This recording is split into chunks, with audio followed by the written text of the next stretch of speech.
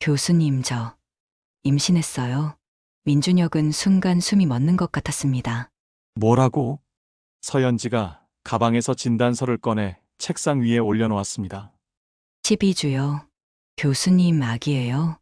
66세, 30년 교단 생활, 64세 아내, 대학생 두 자녀. 모든 것이 이 한 장의 종이 위에서 무너지고 있었습니다. 그리고 그의 앞에서 조용히 눈물을 흘리는 36세의 대학원생 서연지. 도대체 무엇이 이들을 이 자리까지 이끌었을까요? 석 달 전으로 돌아가 보겠습니다. 봄 학기가 막 시작되던 3월, 철학과 교수 민준혁은 서연지의 논문 지도를 맡게 되었습니다. 일주일에 2번, 저녁 시간 연구실에서 만났습니다. 처음엔 그저 교수와 제자였습니다. 하지만 캠퍼스가 고요해지는 시간, 두 사람은 점점 가까워졌습니다. 그리고 그 경계가 무너진 건 부산 학회 출장 때였습니다. 이 이야기가 궁금하시다면 지금 구독 버튼과 좋아요를 눌러주세요. 3월 첫 지도 시간, 민준혁은 서연지의 논문 초고를 받았습니다.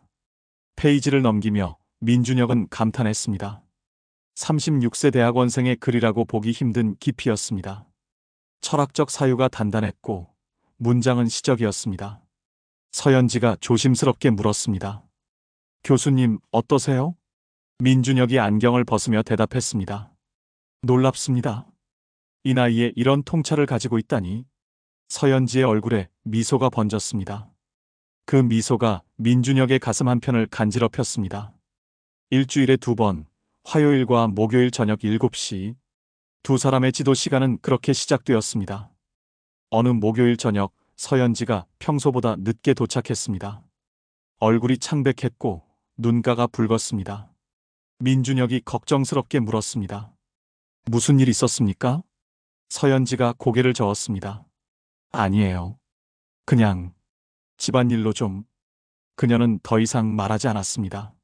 하지만 민준혁은 그날 밤 서연지의 가방에서 삐져나온 고지서를 보았습니다. 병원 진료비 고지서였습니다. 5월이 되었습니다. 논문 진도가 더디게 나갔습니다. 민준혁은 서연지에게 부산에서 열리는 철학회 학회 참석을 권했습니다. 같이 가시죠. 학회 발표도 듣고 교수들도 만나고. 서연지가 잠시 망설이다 고개를 끄덕였습니다. 감사합니다, 교수님. 5월 15일 두 사람은 KTX를 타고 부산으로 향했습니다. 차창 밖으로 펼쳐지는 봄 풍경.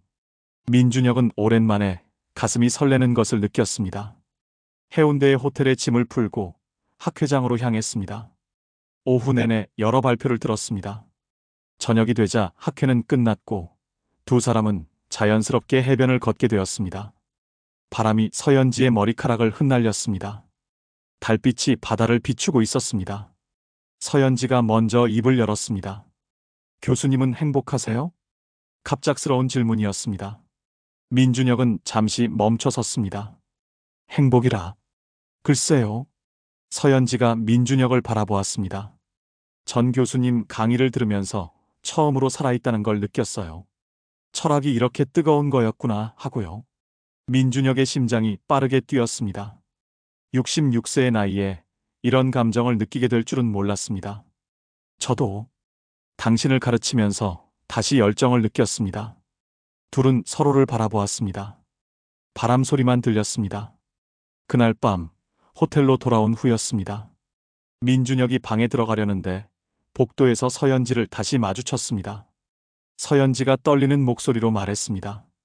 교수님, 혼자 있기 무섭네요. 민준혁은 알고 있었습니다. 이 순간이 선택의 순간이라는 것을, 돌아서야 한다는 것을.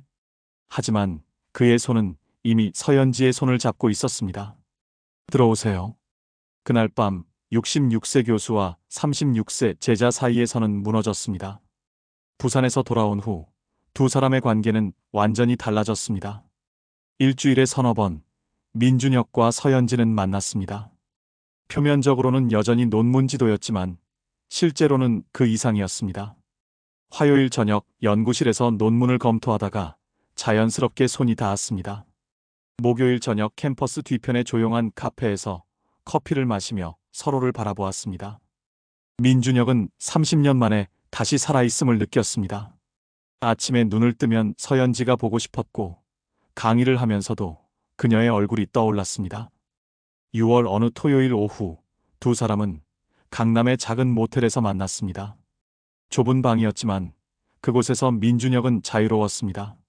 서연지가 민준혁의 가슴에 얼굴을 묻으며 속삭였습니다. 교수님, 이러면 안 되는 거 아닌가요? 민준혁이 그녀의 머리를 쓰다듬었습니다. 알고 있어요. 하지만 멈출 수가 없네요. 서연지가 민준혁을 올려다보았습니다. 그녀의 눈에 눈물이 고여 있었습니다. 저도요. 교수님 없이는 살 수 없을 것 같아요. 십자가 모양의 목걸이였습니다. 민준혁은 그것이 낯설게 느껴졌지만 묻지 않았습니다. 한편 민준혁의 집에서는 균열이 점점 커지고 있었습니다. 64세의 아내 한수진은 남편의 변화를 느끼고 있었습니다. 예전엔 집에 오면 소파에 앉아 뉴스를 보던 남편이 요즘엔 샤워를 먼저 하고 거울을 자주 보았습니다. 어느 저녁 한수진이 조심스럽게 물었습니다. 당신 요즘 무슨 일 있어요? 민준혁이 태연하게 대답했습니다. 없는데요. 왜요? 한수진은 더 이상 묻지 않았습니다. 하지만 그녀의 마음속에는 의심이 자라고 있었습니다. 23세 아들과 20세 딸은 각자의 삶에 바빴습니다. 아들은 취업 준비로 도서관과 집으로 갔고 딸은 대학 친구들과 어울리며 늦게 들어왔습니다. 저녁 식사 시간, 4명이 한 식탁에 앉아 있었지만 대화는 거의 없었습니다. 수저 소리만 들렸습니다. 민준혁은 이 침묵 속에서 점점 투명인간이 되어가는 기분이었습니다. 30년을 교수로 살았고 22년을 남편으로 살았지만 이 집에서 자신은 그저 돈을 벌어오는 존재일 뿐이었습니다. 반면 서연지와 함께 있을 때 민준혁은 민준혁이었습니다. 철학을 사랑하고 시를 읽고 음악을 듣는 한 사람의 인간이었습니다. 7월 초 서연지가 민준혁에게 자신의 집에 초대했습니다. 학교에서 버스로 50분 거리, 낡은 다세대 주택 3층이었습니다. 문을 열고 들어서자 좁은 원룸이 나타났습니다. 작은 책상과 침대, 미니 냉장고가 전부였습니다. 벽에는 철학 관련 포스터들이 붙어 있었고 책장에는 헌책들이 빼곡했습니다. 민준혁은 가슴이 먹먹해졌습니다. 서연지가 얼마나 힘들게 공부하고 있는지 보였습니다. 서연지가 작은 전기포트로 커피를 끓였습니다. 초라하죠? 하지만 저한텐 소중한 공간이에요. 민준혁이 그녀를 안았습니다. 당신은 대단한 사람이에요. 이런 환경에서도 포기하지 않고. 서연지가 민준혁의 가슴에 얼굴을 묻었습니다. 교수님이 계셔서 버틸 수 있어요. 그날 밤 두 사람은 좁은 침대에 나란히 누웠습니다. 창밖으로 도시의 불빛이 보였습니다. 민준혁은 천장을 바라보며 생각했습니다. 이대로 계속 갈 수 있을까? 언젠가는 들킬 텐데. 그때는 어떻게 하지? 하지만 그의 손은 이미 서연지의 손을 꼭 잡고 있었습니다. 놓을 수가 없었습니다. 7월 중순, 학기가 끝나갈 무렵이었습니다. 서연지의 논문 1차 초고가 완성되었습니다. 100페이지가 넘는 분량이었습니다. 민준혁이 초고를 읽으며 감탄했습니다. 정말 훌륭합니다. 이 정도면 학회지에도 투고할 수 있어요. 서연지가 기뻐하며 민준혁을 안았습니다. 다 교수님 덕분이에요. 두 사람은 그 기쁨을 나누며 다시 한번 서로를 확인했습니다. 하지만 이 행복은 오래가지 못했습니다. 폭풍전야의 고요함이었습니다. 그리고 일주일 후 서연지가 민준혁의 연구실을 창백한 얼굴로 찾아왔습니다. 손에는 작은 봉투가 들려 있었습니다. 7월 20일 서연지가 자신의 원룸에서 침대에 누워 있었습니다. 몸이 이상했습니다. 생리가 2달째 오지 않았고 아침마다 속이 메스꺼웠습니다. 처음엔 스트레스라고 생각했습니다.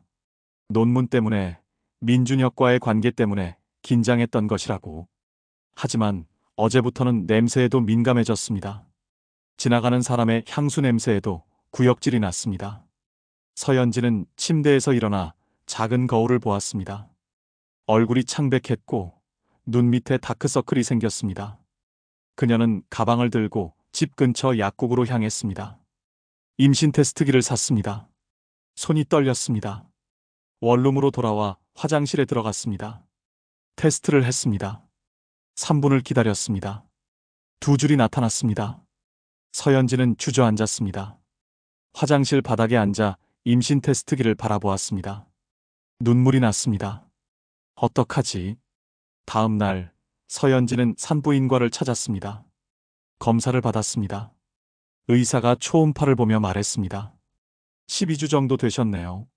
축하드립니다. 서연지는 아무 말도 할 수 없었습니다. 축하받을 일이 아니었습니다. 66세 유부남 교수의 아이, 36세 미혼 대학원생의 뱃속에 있는 생명. 진료실을 나와 복도에 섰습니다. 복도 창문 너머로 햇빛이 쏟아졌습니다. 아이들을 데리고 온 젊은 엄마들이 보였습니다. 서연지는 자신의 배에 손을 얹었습니다. 아직 불러오지 않은 배. 하지만 그 안에 생명이 자라고 있었습니다. 한편 민준혁의 집에서는 폭풍이 일어나고 있었습니다. 7월 23일 저녁 한수진은 남편의 서재에 들어갔습니다. 민준혁이 외출한 사이였습니다. 그녀는 책상 서랍을 열었습니다. 신용카드 명세서가 있었습니다. 한수진은 하나씩 확인했습니다. 5월 15일 부산 해운대의 한 호텔. 객실료 28만 원. 6월 3일 강남의 한 모텔. 대실료 6만 원. 6월 10일 같은 모텔. 대실료 6만 원. 6월 17일, 6월 24일, 7월 1일. 같은 장소가 반복되었습니다. 한수진의 손이 떨렸습니다. 명세서를 쥔 손에 힘이 들어갔습니다. 종이가 구겨졌습니다. 그녀는 의자에 주저앉았습니다. 22년 결혼 생활. 두 자녀를 키우며 헌신한 세월. 그 모든 것이 이 종이 한 장 위에서 무너졌습니다. 당신이 정말. 한수진은 눈물을 흘렸습니다. 하지만 곧 눈물을 닦았습니다. 확인해야 했습니다. 확실한 증거가 필요했습니다. 그날 밤 민준혁이 귀가했습니다. 현관문을 열고 들어서는 남편을 한수진이 거실에서 지켜보았습니다. 평소와 다를 것 없는 표정. 평소와 다를 것 없는 걸음걸이. 하지만 한수진의 눈에는 모든 것이 다르게 보였습니다. 늦었네요. 민준혁이 대답했습니다. 학과 회의가 길어졌어요. 거짓말이었습니다. 민준혁은 서연지와 캠퍼스 뒤편 카페에서 2시간을 보냈습니다. 한수진은 아무 말도 하지 않았습니다. 하지만 그녀의 마음속에서는 계획이 세워지고 있었습니다.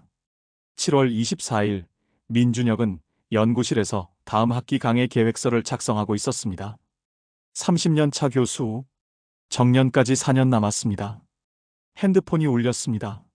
서연지였습니다. 교수님, 오늘 시간 되세요? 민준혁이 시계를 보았습니다. 오후 3시였습니다. 6시쯤 어때요? 서연지의 목소리가 떨렸습니다. 지금 당장 만날 수 있을까요? 급한 일이 있어요. 민준혁은 서연지의 목소리에서 불안을 느꼈습니다. 알겠어요. 30분 후에 학교 뒷문에서 만나요. 전화를 끊고 민준혁은 가슴이 두근거렸습니다. 좋지 않은 예감이었습니다.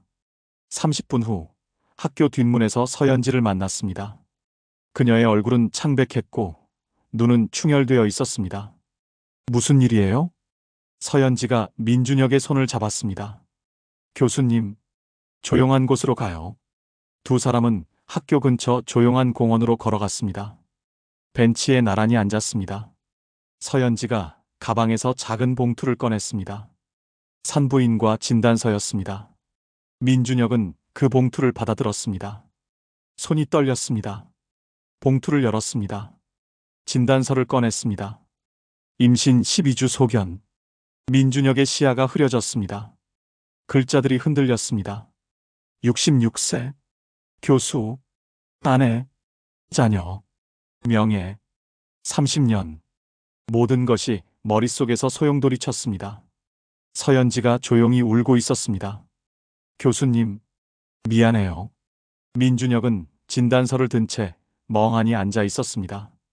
공원의 나무들이 바람에 흔들렸습니다. 아이들의 웃음소리가 멀리서 들렸습니다. 그는 깨달았습니다. 이제 선택해야 한다는 것을. 도망칠 수도 외면할 수도 없다는 것을. 민준혁이 서연지의 손을 잡았습니다. 미안해할 거 없어요. 이건 우리 둘의 일이니까. 서연지가 민준혁을 바라보았습니다. 교수님은 어떻게 하고 싶으세요? 민준혁은 잠시 침묵했습니다.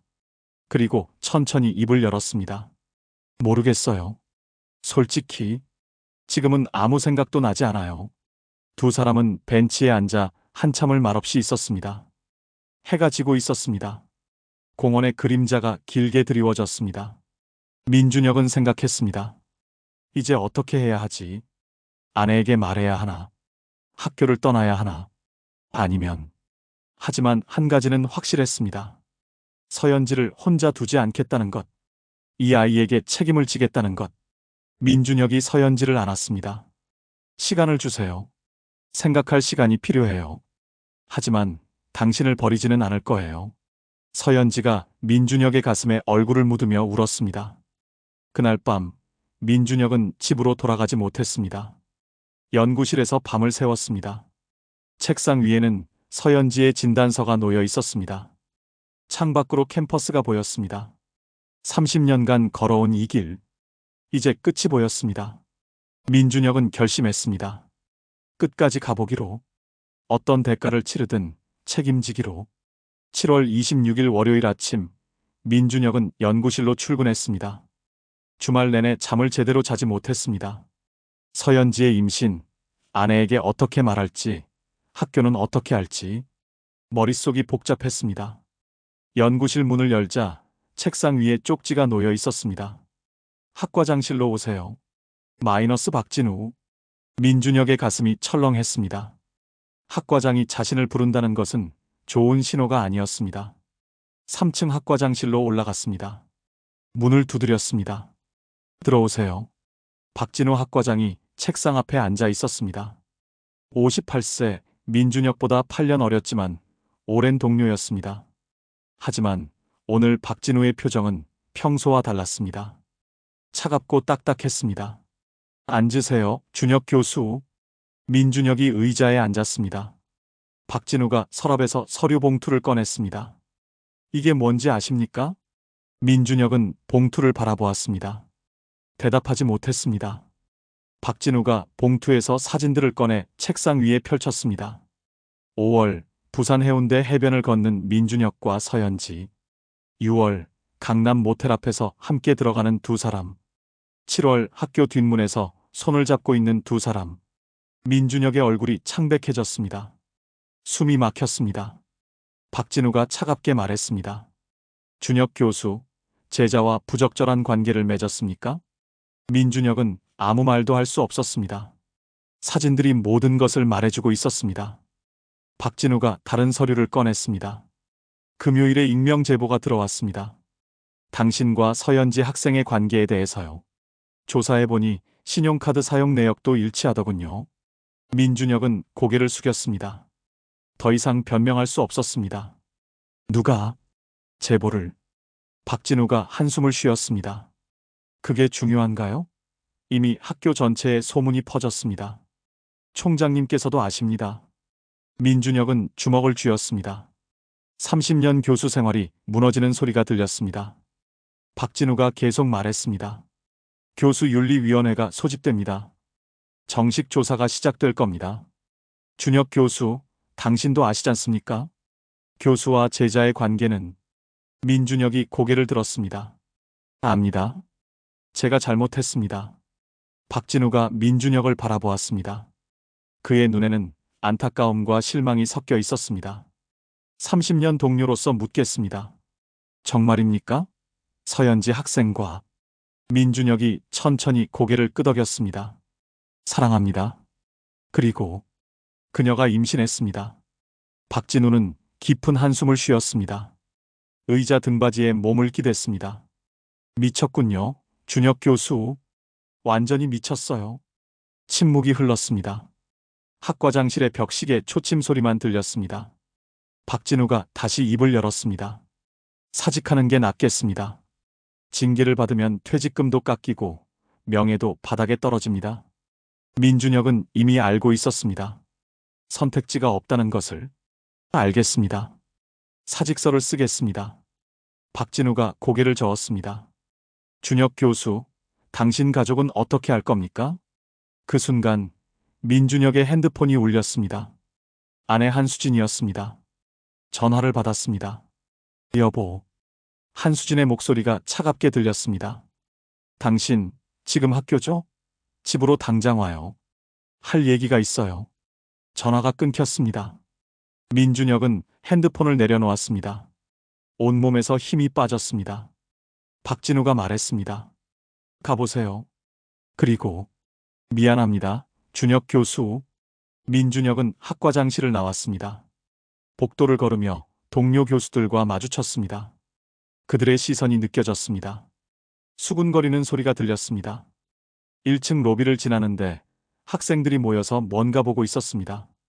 민준혁이 가까이 가자 학생들이 놀라며 흩어졌습니다. 게시판에 대자보가 붙어 있었습니다. 철학과 민준혁 교수의 제자 성추행 의혹. 민준혁은 그 글을 읽을 수가 없었습니다. 캠퍼스를 빠져나와 주차장으로 향했습니다. 차에 올라타 핸들을 잡았습니다. 손이 떨렸습니다. 30년간 쌓아온 모든 것이 사흘 만에 무너졌습니다. 집으로 향하는 차 안에서 민준혁은 생각했습니다. 누가 제보했을까? 사진은 누가 찍었을까? 그리고 문득 깨달았습니다. 한수진도 똑같은 목걸이를 가지고 있었습니다. 결혼 20주년 때 민준혁이 선물한 것이었습니다. 아니, 그건 우연일까? 아니면 집 앞에 도착했습니다. 현관문을 열고 들어섰습니다. 거실에 한수진이 앉아 있었습니다. 그녀의 앞 탁자 위에는 서류들이 펼쳐져 있었습니다. 신용카드 명세서, 사진들, 그리고 사립탐정 보고서. 한수진이 민준혁을 똑바로 바라보며 말했습니다. 당신이 제자를 임신시켰다면서요? 민준혁은 그 자리에 얼어붙었습니다. 한수진이 차갑게 웃었습니다. 놀랐어요? 내가 이미 다 알고 있었다는 게. 민준혁의 입술이 떨렸습니다. 당신이 제보를. 한수진이 고개를 끄덕였습니다. 당연하죠. 남편이 36살 여자랑 놀아나는데 가만히 있을 것 같았어요? 민준혁은 소파에 주저앉았습니다. 모든 것이 한수진의 손에서 시작되었다는 것을. 한수진이 이혼 서류를 꺼내 민준혁 앞에 던졌습니다. 사인하세요. 재산은 8대2로 나한테 줘요. 위자료는 별도로 5천만 원. 거부하면 형사고소도 고려하겠어요. 민준혁은 서류를 바라보았습니다. 22년 결혼 생활의 끝이었습니다. 아이들은? 한수진이 차갑게 대답했습니다. 이미 다 얘기했어요. 애들도 당신 얼굴 보기 싫대요. 36살 여자 임신시킨 아빠라니 창피해서 어떻게 살아요? 민준혁의 눈에서 눈물이 흘렀습니다. 하지만 한수진은 동요하지 않았습니다. 당신 22년 동안 나한테 뭐였어요? 한 번이라도 진심으로 나를 사랑한 적 있었어요? 민준혁은 대답할 수 없었습니다. 한수진의 말이 맞았습니다. 사랑은 없었습니다. 그저 습관이었습니다. 한수진이 일어서며 마지막으로 말했습니다. 3일 안에 이 집에서 나가요. 그리고 다시는 우리 앞에 나타나지 마세요. 한수진은 방으로 들어가 문을 닫았습니다. 민준혁은 거실에 혼자 남았습니다. 탁자 위의 서류들이 눈에 들어왔습니다. 사립탐정 보고서 맨 위에 적힌 날짜는 6월 10일이었습니다. 한수진은 한 달 전부터 모든 것을 알고 있었습니다. 그리고 완벽한 증거를 모았습니다. 민준혁이 도망갈 수 없도록. 민준혁은 핸드폰을 꺼내 서연지에게 전화했습니다. 연지야, 나 모든 게 끝났어. 7월 27일 화요일 아침 민준혁은 학교로 향했습니다. 어젯밤 집에서 나와 근처 모텔에서 잤습니다. 가방 하나가 전부였습니다. 학과장실 문을 두드렸습니다. 박진우가 민준혁을 맞이했습니다. 사직서 가져왔습니다. 민준혁이 봉투를 내밀었습니다. 박진우가 받아들고 한숨을 쉬었습니다. 정말 이렇게 끝내는 겁니까? 민준혁이 담담하게 대답했습니다. 이미 끝났습니다. 깨끗하게 정리하는 게 낫겠습니다. 박진우가 서류를 펼쳐 확인했습니다. 퇴직금은 30일 안에 나갑니다. 연구실 정리는 이번 주 안에 해주세요. 민준혁이 고개를 끄덕였습니다. 감사했습니다, 학과장님. 두 사람은 악수를 나눴습니다. 30년 동료로서의 마지막 인사였습니다. 민준혁은 연구실로 돌아왔습니다. 책장에 가득한 책들, 책상 위에 논문들, 벽에 걸린 학위 증서들. 30년의 흔적이 그곳에 있었습니다. 박스를 가져와 하나씩 정리하기 시작했습니다. 필요한 책만 챙기고 나머지는 학과 도서관에 기증하기로 했습니다. 책상 서랍을 여는데 서연지가 쓴 논문 초고가 나왔습니다. 민준혁은 그것을 오래 바라보았습니다. 핸드폰이 울렸습니다. 서연지였습니다. 교수님, 어디 계세요? 민준혁이 창밖을 바라보며 대답했습니다. 연구실이요. 짐 정리하고 있어요. 서연지의 목소리가 떨렸습니다. 제가 다 망쳤죠? 민준혁은 잠시 침묵했습니다. 아니에요. 이건 우리 둘의 선택이었어요. 서연지가 울먹이며 말했습니다. 저 때문에 교수님이 모든 걸 잃으셨잖아요. 가족도 직장도. 민준혁이 단호하게 말했습니다. 연지야, 후회하지 않아요. 지금 이 순간도. 서연지가 조용히 울었습니다. 교수님, 민준혁이 계속 말했습니다. 오늘 오후에 만날까요? 얘기할 게 있어요. 두 사람은 학교 근처 조용한 카페에서 만났습니다. 창가 자리에 마주 앉았습니다. 민준혁이 먼저 입을 열었습니다. 연지야, 이제 냉정하게 생각해야 해요. 서연지가 민준혁을 바라보았습니다. 민준혁이 계속 말했습니다. 저는 학교를 그만뒀어요. 이혼도 진행 중이고요. 앞으로 제게 남은 건 별로 없어요. 서연지가 손을 뻗어 민준혁의 손을 잡았습니다. 교수님, 저랑 아기가 있잖아요. 민준혁이 서연지의 손을 꼭 잡았습니다. 알아요. 그래서 더 냉정해져야 해요. 감정만으로는 안 돼요. 민준혁은 가방에서 통장을 꺼냈습니다. 퇴직금이 나오면 5천만 원 정도 남을 거예요. 이걸로 당분간 생활할 수 있어요. 서연지가 고개를 저었습니다. 교수님, 돈을 제가 어떻게 해? 민준혁이 단호하게 말했습니다. 우리 아이잖아요. 당연히 제가 책임져야죠. 서연지의 눈에 눈물이 고였습니다. 민준혁이 계속 설명했습니다. 연지 씨는 학교를 휴학하세요. 출산까지 6개월 남았어요. 그동안 몸조리 잘하고. 서연지가 물었습니다. 교수님은요? 앞으로 뭐 하실 거예요? 민준혁이 창밖을 바라보았습니다. 일단 고시원방을 하나 구했어요. 과외나 온라인 강의로 생계를 유지할 생각이에요. 서연지가 걱정스럽게 말했습니다. 66세에 그런 일을. 너무 힘드시잖아요. 민준혁이 쓴웃음을 지었습니다. 선택한 건 저예요. 감당해야죠. 두 사람은 잠시 침묵했습니다. 카페 안에 잔잔한 음악이 흘렀습니다. 서연지가 조심스럽게 물었습니다. 교수님, 저희 앞으로 어떻게 되는 거예요? 민준혁이 서연지를 똑바로 바라보았습니다. 모르겠어요. 솔직히 저도 확신이 없어요. 서연지의 얼굴이 굳었습니다. 민준혁이 계속 말했습니다. 하지만 한 가지는 확실해요. 이 아이는 제 책임이에요. 당신을 혼자 두지 않겠어요. 서연지가 고개를 숙였습니다. 사랑은요? 교수님, 저를 사랑하세요? 민준혁은 대답하지 못했습니다. 사랑. 그것이 무엇인지 이제는 잘 모르겠습니다. 66세에 느끼는 감정이 사랑인지 아니면 그저 외로움을 달래려는 집착인지. 민준혁이 천천히 입을 열었습니다. 지금은 사랑보다 책임이 중요해요. 감정은 변할 수 있지만 책임은 변하지 않으니까. 서연지는 그 말의 의미를 이해했습니다. 민준혁이 자신을 사랑하지 않을 수도 있다는 것. 하지만 책임은 지겠다는 것. 알겠어요, 교수님. 서연지의 목소리가 차분해졌습니다. 그녀도 이제 냉정해지기로 했습니다. 7월 30일 금요일, 민준혁은 마지막으로 연구실을 나왔습니다. 박스 3개가 전부였습니다. 30년의 무게치고는 너무 가벼웠습니다. 복도를 걸어 나오는데 학생들이 수군거렸습니다. 민준혁은 그들을 외면했습니다. 이미 자신은 이 세계의 사람이 아니었습니다. 정문을 나서며 뒤를 돌아보았습니다. 30년간 출근하던 그 길. 이제 다시는 걷지 않을 길이었습니다.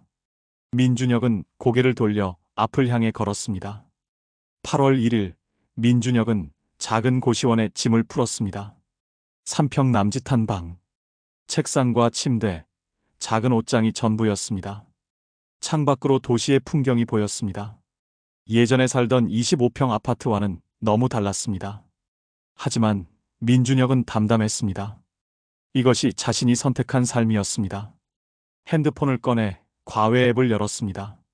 프로필을 작성했습니다. 30년 경력 철학 교수, 논술 및 면접 전문지도, 학력란에 박사 학위를 적었습니다. 경력란에는 그저 대학 강의 30년이라고만 썼습니다. 어느 대학인지는 밝히지 않았습니다. 사진을 올리고 등록 버튼을 눌렀습니다. 저녁 서연지에게서 문자가 왔습니다. 교수님, 오늘 산부인과 다녀왔어요. 아기 건강해요. 심장 소리 들었어요. 민준혁은 문자를 읽고 가슴이 뭉클했습니다. 자신의 아이, 66세에 다시 아버지가 된다는 것. 답장을 보냈습니다. 다행이네요.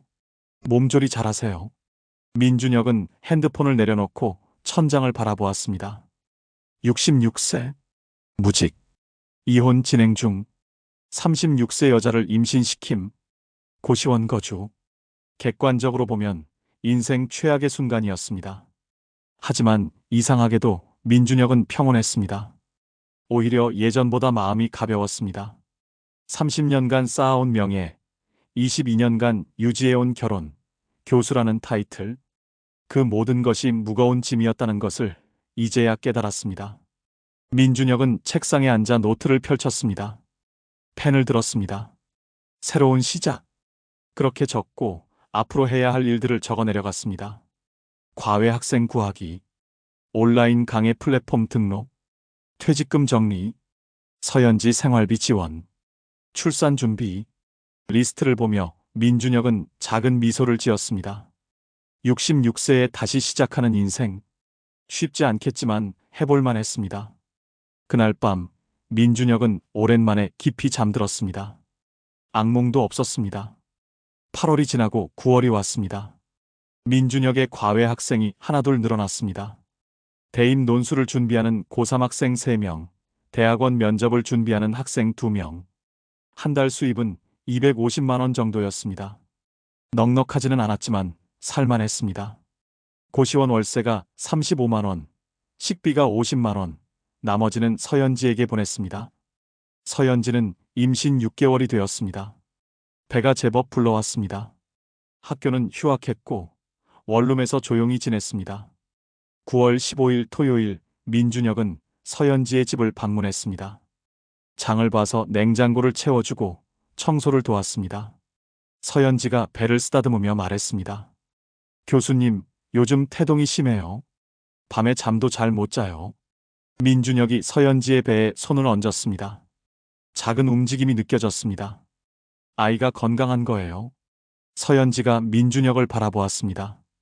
교수님은 힘들지 않으세요? 이렇게 사시는 게.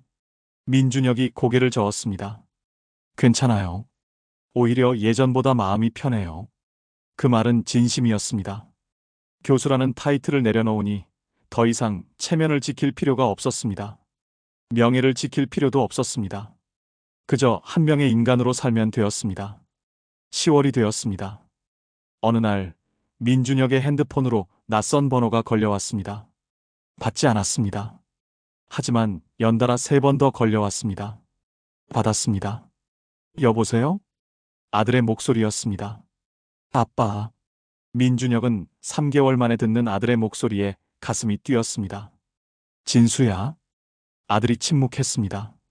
그리고 떨리는 목소리로 말했습니다. 아빠, 정말 그 사람이랑 사는 거예요? 민준혁은 솔직하게 대답했습니다. 함께 살지는 않아. 하지만 책임지고 있어. 아들이 분노에 찬 목소리로 말했습니다. 책임이요? 우리 가족은 어떻고요? 아빠, 엄마가 얼마나 우셨는지 알아요?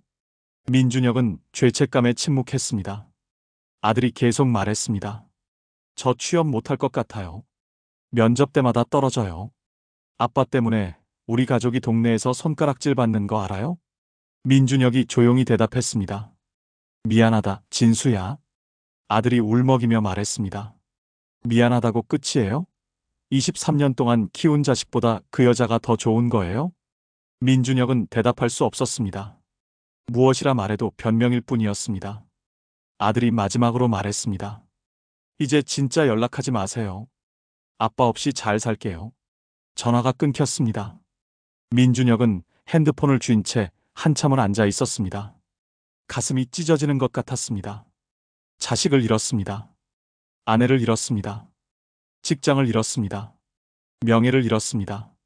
하지만 이것이 자신이 선택한 길이었습니다. 11월이 되었습니다. 서연지는 임신 8개월이 되었습니다. 배가 많이 불러서 걷기도 힘들어했습니다. 민준혁은 일주일에 4번 서연지의 집을 방문했습니다. 식사를 해주고 산책을 함께하고 병원에 동행했습니다. 11월 20일 산부인과에서 초음파 검사를 받았습니다. 의사가 화면을 보며 말했습니다. 건강한 여자아이예요. 2.8kg 정도 되네요. 민준혁이 화면을 바라보았습니다. 작은 생명이 움직이고 있었습니다. 66세에 보는 딸의 모습이었습니다. 의사가 물었습니다. 이름은 생각해 두셨어요? 민준혁과 서연지가 서로를 바라보았습니다. 아직 이름을 정하지 못했습니다. 병원을 나와 근처 카페에 앉았습니다. 서연지가 조심스럽게 말했습니다. 교수님, 이름 지어주세요. 민준혁이 잠시 생각하다 입을 열었습니다. 시원이는 어때요? 모든 것의 시작이라는 뜻이에요. 서연지가 그 이름을 되뇌었습니다. 시원이. 좋아요. 민준혁이 서연지의 손을 잡았습니다. 우리에게도 새로운 시작이에요. 11월 말, 이혼이 정리되었습니다. 재산 분할이 완료되고 민준혁의 통장에는 4,800만 원이 남았습니다. 한수진에게서 마지막 문자가 왔습니다. 이제 진짜 남이네요. 잘 사세요. 민준혁은 답장하지 않았습니다. 22년 결혼 생활이 그렇게 끝났습니다. 12월이 왔습니다. 겨울바람이 차가웠습니다. 민준혁은 두꺼운 패딩을 입고 과외를 다녔습니다. 66세의 몸이 쉽지 않았지만 버텨냈습니다. 서연지는 출산 예정일이 다가왔습니다. 12월 24일 크리스마스 이브였습니다. 12월 20일 민준혁은 서연지의 집에 가서 함께 지냈습니다. 언제 진통이 시작될지 몰랐기 때문입니다. 12월 23일 밤 11시 서연지가 배를 움켜쥐었습니다. 교수님, 아파요. 민준혁이 놀라서 일어났습니다. 진통이 시작됐어요? 서연지가 고개를 끄덕였습니다. 얼굴이 창백했습니다. 민준혁은 재빨리 가방을 챙기고 택시를 불렀습니다. 서연지를 부축해 택시에 태웠습니다. 병원으로 향하는 차 안에서 민준혁은 서연지의 손을 꼭 잡았습니다. 괜찮아요. 곧 도착해요. 서연지가 고통스러운 표정으로 민준혁을 바라보았습니다. 교수님, 무서워요. 민준혁이 그녀의 이마를 쓰다듬었습니다. 제가 옆에 있어요. 걱정 마세요. 병원에 도착했습니다. 의료진이 서연지를 분만실로 옮겼습니다. 민준혁도 함께 들어갔습니다. 진통이 점점 심해졌습니다. 서연지가 비명을 질렀습니다. 민준혁은 그녀의 손을 잡고 격려했습니다. 힘내요. 조금만 더. 새벽 2시 40분. 작은 울음소리가 들렸습니다. 축하합니다. 건강한 여자아이예요. 간호사가 아기를 안고 왔습니다. 작은 생명이었습니다. 2.9kg. 민준혁은 아기를 안았습니다. 따뜻한 체온이 느껴졌습니다. 작은 손이 민준혁의 손가락을 잡았습니다. 66세에 다시 아버지가 된 순간이었습니다. 민준혁의 눈에서 눈물이 흘렀습니다. 30년 교수 생활에서도 느끼지 못한 감정이었습니다. 22년 결혼 생활에서도 없었던 벅찬 감정이었습니다.